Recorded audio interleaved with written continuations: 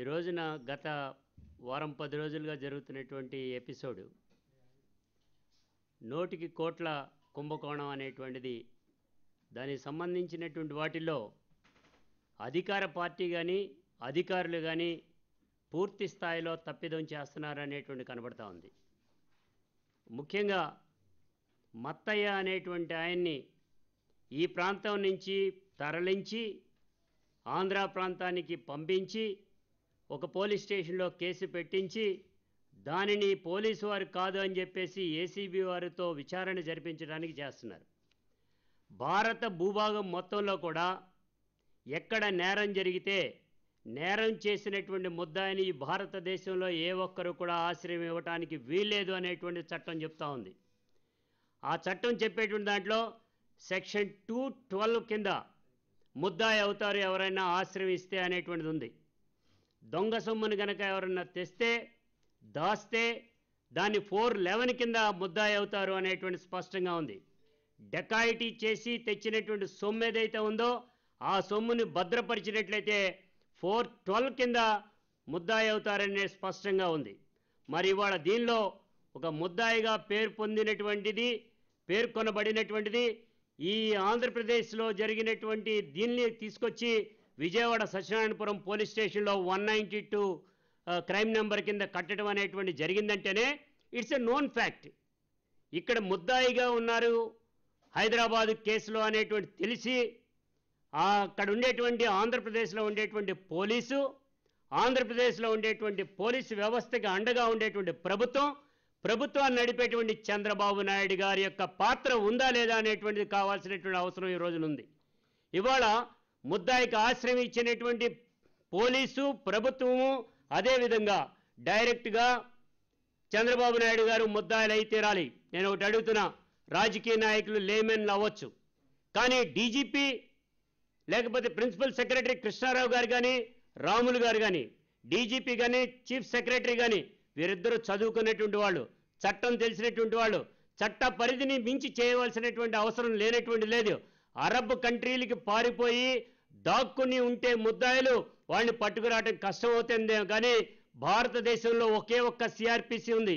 ఈ సిఆర్పిసిని కాదని రెండో సిఆర్పిసి ఏమన్నా ఇచ్చారా? తెలంగాణ ప్రభుత్వం ఇక్కడ కేసు పెట్టినటువంటి వ్యక్తి పైన నువ్వు మరలా అక్కడికి తీసుకెళ్లి కేసు ఎలా పెట్టిస్తావు? ఇది కోటి ప్రశ్నలకి సంబంధించినటువంటిది. దీన్ని అధికారాన్ని దుర్వినియోగం పరిచేటువంటి పరిస్థితుల్లో ఇవాళ డీజీపీ గారి చీఫ్ సెక్రటరీ గారి తీసుకున్నటువంటి చర్యల్లో భాగం అనేటువంటి అంటున్నా. మంత్రులు అంటారు గంగిరెద్దులాగా తల ఊపేశారు, ఆ తల ఊపటం వలన మొత్తం కూడా ఇక్కడ ఉండేటువంటి ప్రభుత్వాలు గవర్నర్ గారు అంటున్నారు. మరి ఇక్కడ ఉండేటువంటి డీజీపీ కానీ లేదంటే ఆంధ్రప్రదేశ్లో ఉండేటువంటి డీజీపీ కానీ చీఫ్ సెక్రటరీ కానీ ఎవరి మాటలకి తలొగ్గి డూడు బసవన్లాగా ఉన్నారు అనేటువంటి కనబడుతూ ఉంది. చట్ట పరిధిని మించి కనుక ఒక అడుగు ముందుకేసినా ఎంత పెద్ద ఆఫీసర్ అయినా కానీ కూడా శిక్షార్హులు అవుతారు అనేటువంటిది కూడా గుర్తుపెట్టుకోవాలా. అండదండలు చూసుకుని జగన్ గారు దిష్టి బొమ్మలు తగలబెట్టుతుంటే చూస్తూ ఉండేటువంటి పరిస్థితి అవసరం ఏంటండి? నాకు అర్థం కాదు. జగన్ గారు టీఆర్ఎస్ కలిసిపోయిందని అంటారు. అసలు జగన్ గారికి టీఆర్ఎస్ సంబంధం ఏమిటి అని అంటున్నాం. ఓటేసినంత మాత్రాన్ని కలవటం అనేటువంటి కాదు. ఇవాళ పట్టిసీమ ప్రాజెక్టు కానీ లేకపోతే పోలవరం ప్రాజెక్టు కానీ సంబంధించిన దాంట్లో మీరు ఒక్కసారి పత్రికా విలేకరులందరూ కూడా గతం నుంచి కూడా తెలంగాణ యాజిటేషన్ వస్తున్నప్పటి నుంచి కూడా పోలవరాన్ని ఎటువంటి పరిస్థితుల్లో ప్రారంభించకూడదు అనేటువంటిది ఏకైక నినాదం టీఆర్ఎస్ వారిది, చంద్రశేఖర్ గారిది. అటువంటి దాన్ని ఎటువంటి పరిస్థితుల్లో కట్టి తీరాలి అనేటువంటి దానిలోకి వచ్చినటువంటిది రాజశేఖర రెడ్డి గారిది. అధికారంలోకి వచ్చినటువంటి చంద్రబాబు నాయుడు గారికి సత్సంబంధాలు టీఆర్ఎస్తో ఉన్నాయి కాబట్టే సెక్షన్ 90 కింద విభజన చట్టం సెక్షన్ 90 కింద స్పష్టంగా కూడా చెప్పడం జరిగింది. దానిలో ఏమన్నారు? R&R ప్రతి రూపాయి కూడా కేంద్ర ప్రభుత్వమే ఖర్చు పెడుతుంది, కేంద్ర ప్రభుత్వమే నిర్మాణం చేస్తుంది, కేంద్ర ప్రభుత్వం నిర్మాణం చేసి ప్రభుత్వాన్ని రాష్ట్ర ప్రభుత్వానికి అందిస్తుందని చెప్తున్నారు. దానిలో మనకు ఒక రూపాయి రాదు కాబట్టి డైరెక్ట్గా పట్టిసీమను తీసుకొచ్చి 1600 కోట్ల రూపాయలు తీసుకురావడం అనేటువంటి జరిగింది. ఏదైతే టీఆర్ఎస్ వారు నినాదం ఉందో ఆ నినాదానికి కట్టుబడినటువంటి చంద్రబాబు నాయుడు గారు ఇవాళ పోలవరానికి అడ్డుకట్టు వేయడానికి మాత్రమే పట్టిసీమను తీసుకొచ్చారు. పట్టిసీమలో వచ్చినటువంటి డబ్బుల్ని జేబులో వేసుకునేటువంటి పరిస్థితి కూడా తీసుకోవటం అనేటువంటి జరిగింది. 22%, మొత్తం కలిపితే 27% ఎక్సెస్ ఇచ్చినటువంటి వాయినం చూస్తుంటే అర్థం కావట్లా. Section GO number 22, GO number 168 ఇవన్నీ కూడా దోచిపెడతానికి 2,87,000 కోట్ల రూపాయలు తాను అనుంగ శిష్యులకి ఖర్చు పెడతానికి గాను, దోచిపెడతానికి గాను చంద్రబాబు నాయుడు గారు పూనుకోవటం అనేటువంటి జరిగింది అనేటువంటిది ఇవాళ కనపడతా ఉంది. ఒక విషయం చెప్పాలి, ఈ రోజున ఇవాళ చంద్రబాబు నాయుడు గారు కానీ వారి శిష్యగణం కానీ వాళ్ళు మొత్తం మాట్లాడేటువంటిది చూస్తా ఉంటే అర్థం కావట్లా. ప్రభుత్వానికి సంబంధించిన సీఎం గారిని దీనిలో అంతా గందరగోళం చేస్తున్నారు. సీఎం గారిని కనుక అంటే చంద్రబాబు నాయుడిని కనుక ఇరికించడానికి ప్రయత్నం చేస్తూ ఉన్నారు. ప్రజలందరూ కూడా సపోర్ట్ చేయాలంటున్నారు. అసలు నేను ఒకటే ప్రశ్న అడుగుతున్నా, ఎస్ మీరు ఒప్పుకుంటున్నారా? డబ్బులు ఇచ్చినటువంటిది ఒప్పుకుంటున్నారా? ఒప్పుకునేటువంటి పరిస్థితి అది. ఈ డబ్బు ఎక్కడి నుంచి వచ్చింది, ఎవరి దగ్గర నుంచి వచ్చిందని చెప్పాల్సినటువంటి బాధ్యత ఉంది. 50 లక్షలు ఎక్కడి నుంచి వచ్చింది, రాబోయే 4.5 కోట్ల రూపాయలు ఎక్కడి నుంచి వచ్చిందని చెప్తున్నారు. మీరు చెప్పేటువంటి దానిలో డైరెక్ట్గా మాట్లాడే దాంట్లో ప్రభుత్వానికి సంబంధించినటువంటి మొత్తం అందరూ ఆంధ్రప్రదేశ్ ప్రజానికి యావత్తు కూడా సపోర్ట్ రావాలి అని అంటున్నారు. ఎందుకు రావాలి అని అడుగుతున్నాం, ఎందుకు చేయాలని అడుగుతున్నాం. సీఎంగా మీరు ఏదైనా చేస్తే తెలంగాణ ప్రభుత్వం కానీ కర్ణాటక ప్రభుత్వం కానీ ఎవరు ఏ రకమైన అభ్యంతరం అడ్డంకి పెడితే ప్రజానికి మొత్తం కూడా మీకు అండగా నిలుస్తుంది. కానీ ఇవాళ మీ వ్యక్తిగత స్వలాభం కోసం, మీ పార్టీ యొక్క విధానం కోసం మీరు రేవంత్ రెడ్డి గారిని పంపించి 50 లక్షలు ఇచ్చినటువంటి మాట వాస్తవం కాదా, అవి ఎక్కడి నుంచి వచ్చినాయి అనేటువంటి చెప్పాల్సినటువంటి బాధ్యత కూడా ఉంది. ఇవాళ ప్రభుత్వం వేరు, అదేవిధంగా రాజకీయ పార్టీ వేరు అనేటువంటి పద్ధతిలో ఉంది. కాబట్టి మీరు కూడా ముద్దాయిగా దీనిలో ఉన్నారు అనేటువంటి స్పష్టంగా కనబడుతుంది. మోరాలిటీస్ని బేస్ చేసుకుని మీరు అన్నా హజారేకి శిష్యుడు అంటున్నారు కదా, మహాత్మా గాంధీకి వారసుడు అంటున్నారు కదా, రాజీనామా చేయండి. గతంలో పెద్దలు చేసినటువంటి పద్ధతిలో మీరు చేయాలా. సుప్రీంకోర్టుని గుర్తుపెట్టుకోండి. రామోజీరావు గారి కేసులో సుప్రీంకోర్టుకి వెళితే మార్గదర్శి దానిపైన మాట్లాడితే సుప్రీంకోర్టు డైరెక్షన్ ఇచ్చింది, అయ్యా హ్యాట్ అనే 2 హ్యాట్లు తలకి పెట్టుకునేవి ఉన్నాయి, మీకు ఒకటి పత్రిక అనేటువంటిది ఉంది, రెండోది బిజినెస్ మ్యాన్ అనేటువంటి ఉంది.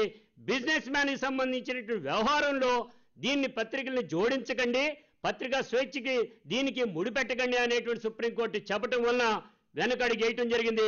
ఆనాడు డైరెక్ట్గా హిందూ పేపర్లోనే డైరెక్ట్గా మాట్లాడటం జరిగింది. మొత్తం అన్నీ కూడా చేయటం కూడా జరిగింది. అందుకని అన్నా ఇక్కడ దీంట్లో సీఎం గారికి అంటే చంద్రబాబు నాయుడు సీఎంగా వ్యవహారం వేరు, రాజకీయ పార్టీగా ఇక్కడ ఈ పార్టీని డెవలప్ చేసుకుంటానికి తెలంగాణ ప్రాంత ప్రజానీకం యొక్క మనుగడకి అనుగుణంగా పెట్టడానికి ఎందుకంటే 2 కళ్ళు ఉన్నాయి కదా, దానికి గాను పట్టిసీమని తీసుకొచ్చాడు, పోలవరాన్ని ఆపేశాడు. అందుకని ఇక్కడ ప్రజల కోసం చేస్తున్నటువంటి తగదా ఇవాళ ఇంత డబ్బును తీసుకొచ్చి చేసినటువంటి వాయనం మనం కనబడతా ఉంది. అందుకే చెప్తున్నాం, రాజీనామా చేయాల్సినటువంటి బాధ్యత మీ పైన ఉన్నది. రాజీనామా చేయకపోతే చూస్తూ ఊరుకుంటానికి మాత్రం ఎవరు కూడా కూర్చుంటానికి వీలుగా లేదు అనేటువంటిది కూడా మేము తీసుకొస్తున్నాం. ప్రాంతాల మధ్యన విభేదాలు సృష్టించడానికి తీసుకునేటువంటి దానిలో డీజీపీ కానీ చీఫ్ సెక్రటరీ కానీ చట్ట పరిధికి లోబడే పనిచేయాలి కానీ చట్ట విరుద్ధంగా పనిచేయడానికి వీల్లేదు. ఎందుకని మీరు ఈ రకంగా గవర్నర్ని కలవాల్సినటువంటి అవసరం ఏమొచ్చింది? గవర్నర్ని కలిసినటువంటి దాంట్లో డీసీపీ గారు కానీ చీఫ్ సెక్రటరీ కానీ కలిసినటువంటి దాంట్లో మీరు మాట్లాడినటువంటి అవసరం ఏమొచ్చింది అనేటువంటి కూడా ఈ కేసుకు సంబంధించింది ఏమొచ్చింది అనేటువంటి కూడా ఈ సందర్భంగా ప్రశ్నిస్తున్నాం. అందుకనే చంద్రబాబు నాయుడు గారుగా ఆయన ఉండేటువంటి పదవి ఏదైతే ఉందో దానికి రాజీనామా చేసి ప్రజల మనల్ని చూడగలనే కానీ దానిలోనే పడి ఊరేగుతాను అనేటువంటి పద్ధతిలో మాట్లాడటానికి వీల్లేదు. నోరు మంచిదైతే ఊరు మంచిదవుతుంది. నువ్వు ఎవరైనా తిడితే 4 మాటలు అందరూ కూడా తిడతారు.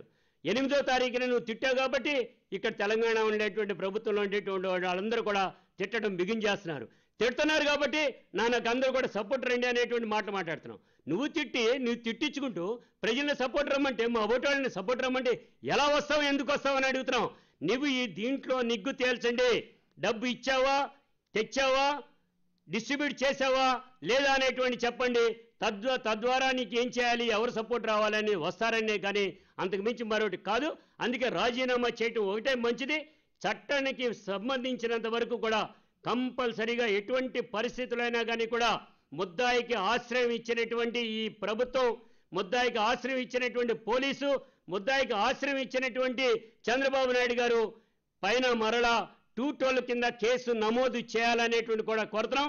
డీజీపీ అదేవిధంగా చీఫ్ సెక్రటరీలు హద్దు దాటి ప్రవర్తించడం సరైనటువంటి కాదు అనేది కూడా హెచ్చరిస్తారు.